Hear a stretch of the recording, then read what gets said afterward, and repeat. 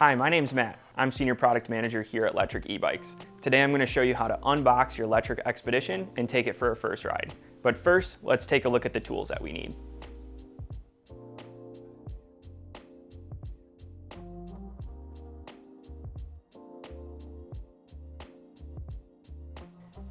The tools we're going to need are a flathead screwdriver, a 6mm Allen wrench, a shallow socket 15mm, a long socket 17mm, a 5mm, a 6mm, side cutters, a hand ratchet, and corresponding torque wrenches. Next, we're going to grab the XPedition cargo bike box. If you need help moving the box because it is heavy, phone a friend and have them help you.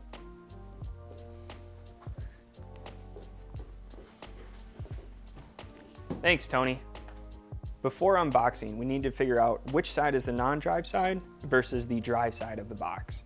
The best way to do that is figuring out where the punch flap is, and it's only on one side of the box. Secondly, each handhold on either side of the box has either styrofoam or cardboard. If there's styrofoam, that also means and indicates that it is the non-drive side. So that means that we're going to roll the bike out on my right, your left. To open your box, use a sharp object or a flat screwdriver to break the tape across the box. Next, you're going to stick the screwdriver in between the staples and lift out. Open the flap, just make sure you don't poke yourself with the exposed staples.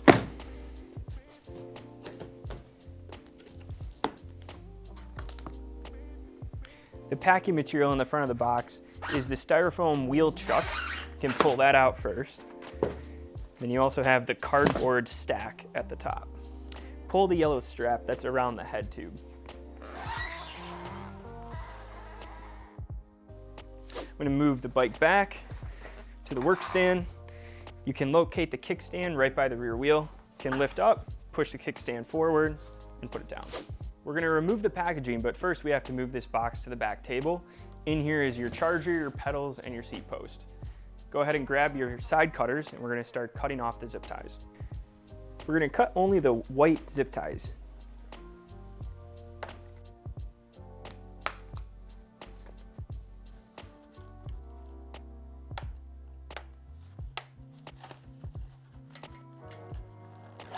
Be sure not to cut the black zip tie.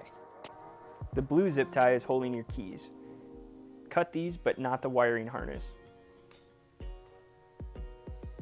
If you buy a single battery bike, you're going to have this foam block where the second battery would have been. Be careful that this battery terminal cover does not fall off. Move the stem lever out of the way so that you can put the stem all the way up and lock it into place. Remove the foam block that's covering your display. Peel the protective layer off. And now we're going to adjust the stem. Tilt your display a little bit up so that you can easily access the other lever here. Press down here to push this up. Now you're able to open the lever to tilt the handlebars forward. Rotate your bars so that the cockpit controls and the grips are facing up. Push the lever down to hear it lock into place. Move your display up to face back towards you. On the bike are 8 warning labels, 4 of which have callouts for QR codes on both sides. It's really easy to take out your phone, use the camera app, and you can find the updated version of the owner's manual that calls out torque specs and safety ride checklist. Next, we're going to cut all the black zip ties that hold these warning labels only. Next thing you want to do is make sure that the front wheel is pointing in the right direction and is aligned. To see the alignment, we're going to line up the relief cut here on the stem riser, central to that of the down tube. In this view, you can see that the fender is going over to the right, which is indicating that it is not aligned. We're going to grab our 6mm Allen and loosen up the pinch bolts that are here.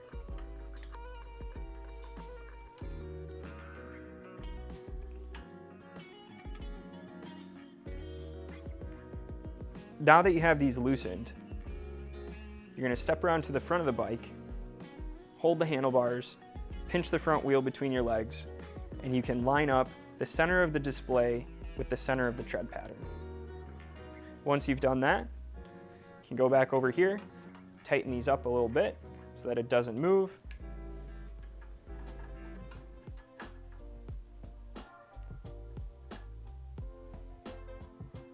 And we'll finish the rest of the torque values based in our owner's manual. Go ahead and tighten these bolts to 20. Now that we have the bike almost set up, we're going to open up our box and take out the contents to finish the rest. Go ahead and open your box.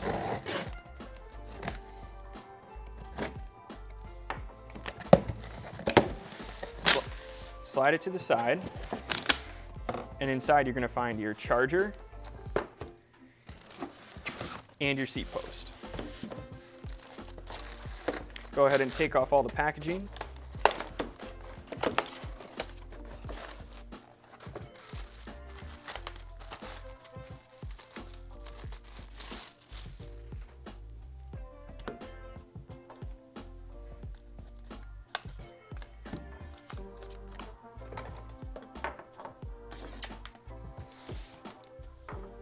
Go ahead and open this box that has your charger and your pedals.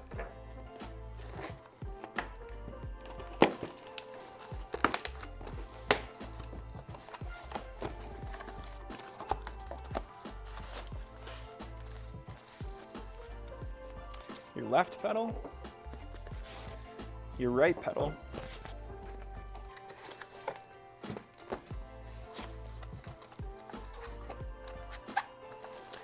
charging cable, and your charger box.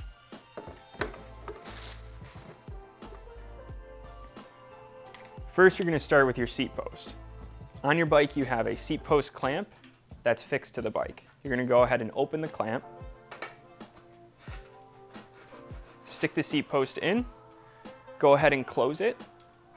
One thing to note here, this seat post also has a second clamp for taller riders that need it to be a little bit higher. There is a hard stop, so you cannot pull out the top seat post. If the seat slips down, go ahead and tighten the adjustment knob here. It's righty-tighty, lefty-loosey, so if you need it to be tighter so that the seat post does not slip, go ahead and turn that knob righty-tighty. If you're a taller rider and you need to have the seat post higher, be sure not to exceed the minimum insert. The minimum insert is listed here with these white marks. Be sure that the white marks sit below the clamp, letting you know that it's safe. Your XPedition cargo bike has quick release pedals. This collar here, when you pull it out, it releases the detent, allowing the pedal to come out. For installing the pedal, you need to line up these keyed teeth here until it goes in. Go ahead then and pull the collar, releasing the detents. The pedal spindle will slip in, let go of the collar, give it a little tug, now you're good to go. Repeat the same step on the non-drive side. Lining up the keyed interface, pull the collar, releasing the detents, let go of the collar, give it a little tug, you're good to go. To locate your serial number, it's on the front of the head tube, beginning with LEC. This is your serial number. Be sure to keep a record of this on file in case you ever need it. We recommend using the serial number to register your bike at bikeindex.org in the event that your bike is lost or stolen. One of the next steps for this bike is to charge the battery. The battery comes 50 to 60% charged from Lectric. Make sure that when you charge the battery, it's in a temperature-controlled environment. To remove any of the batteries from the XPedition, you're going to go ahead and stick your key into the tumbler. The tumbler is spring-loaded. The default position is locked. So go ahead and turn the key to the unlocked position, holding it, pulling up from the battery, releasing it from the cradle. Go ahead and plug your charger into the wall. To charge the battery, pull the dust cover away from the DC terminal. Go ahead and plug the charger end into the battery. While the battery is charging, the light will be red on the charger. When the battery is done charging, it will turn to green. Now that your battery is charging, we can go ahead and check the tires and the air pressure. The PSI is printed on the sidewall. Inflate 25 to 45 PSI. Locate the valve stem by the graphics on the side of the tire. Central to the graphic is the valve stem. The valve stem cover is on top. It is plastic and it is threaded righty-tighty, lefty-loosey. Go ahead and turn it left to remove the valve stem cap. Place your pump onto the valve stem and pump your tire to the recommended PSI.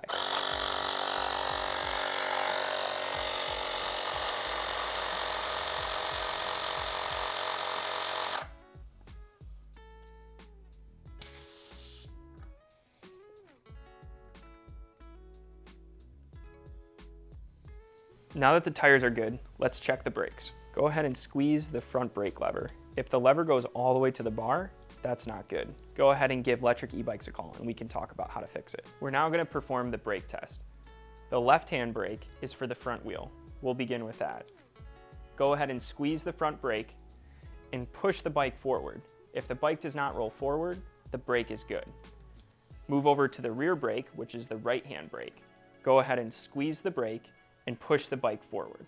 If the bike rolls forward, give Lectric eBikes a call and we can talk about how to fix it. We recommend to clean your rotors with isopropyl alcohol and a lint-free cloth in order to protect and to remove the rotors that may have contaminants of dust and debris due to shipping. This dust and debris can also create squeaking, squealing, or any sort of noise during braking or operation of the bike.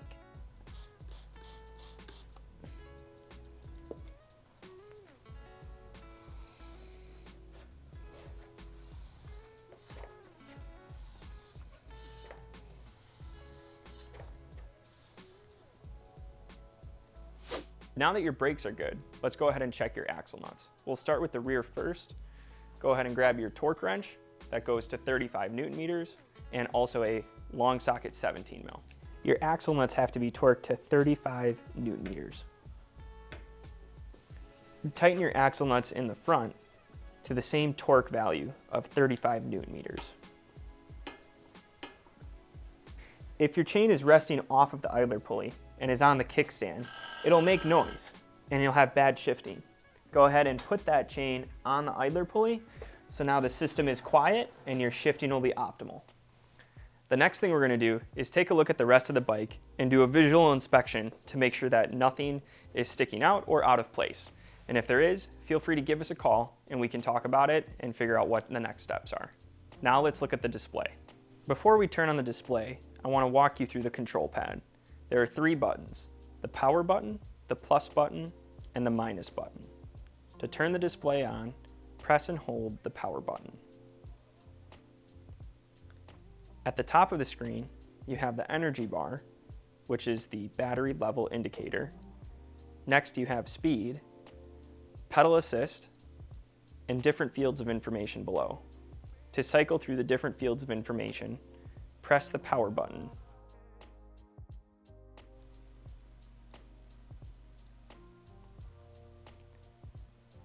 If you hold the plus button down, the light will turn on. The front and rear lights turn on together. To turn them off, press and hold the plus button again. To learn more about our display settings and how to change the bike to Class 3, go to the user manual or check the video out online on how to change the display settings. Our throttle is a half twist throttle. The throttle only is activated when the pedal assist level is higher than 0.